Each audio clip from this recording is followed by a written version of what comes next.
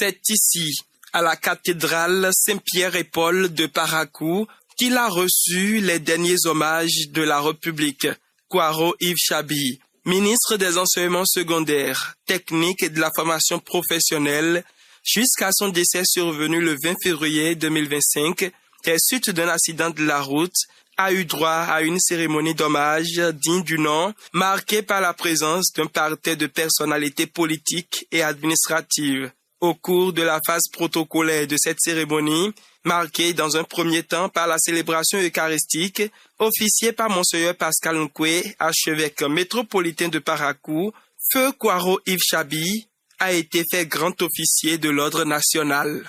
Yves Kwaro Chabi, au nom du président de la République, grand maître des ordres nationaux du Bénin, et en vertu des pouvoirs qui nous sont conférés, nous vous élevons à la dignité de grand officier de l'ordre national.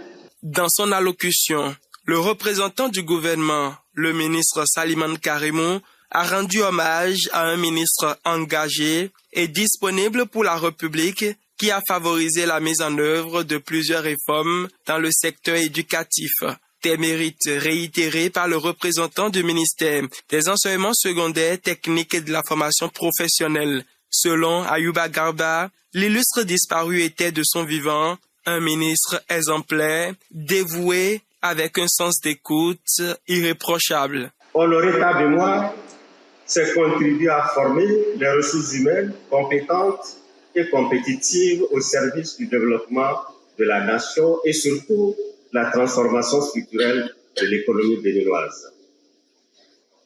Monsieur le ministre, Kwaro Yves Chabi, honorer ta mémoire, c'est contribuer à atteindre et même dépasser les taux de succès scolaire fixés à travers les lettres de mission attribuées par votre autorité le 23 décembre 2024 au titre de l'année scolaire 2024.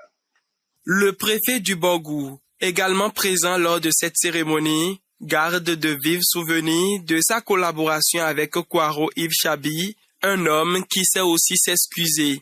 Son frère aîné, représentant la famille éplorée, a, après avoir salué le soutien du peuple béninois dans cette épreuve difficile, trouvé le bout de temps nécessaire pour rendre hommage au garde du corps du ministre mort dans les mêmes circonstances. Travailleur, consciencieux, rigoureux, discipliné et digne, ayant un grand sens de l'État, à la fois affable et courtois, d'un commerce agréable, jamais un mot plus haut que l'autre, respectueux de tous, il savait aussi arrondir les angles et rendre service à tous. J'adresse au nom de toute la famille nos sincères condoléances à la famille du feu sergent Christian Sabi Kawepo, garde du corps du ministre qui a succombé tragiquement dans les mêmes circonstances. Je me souviens toujours de cette phrase que ce dernier répétait: si le ministre doit mourir,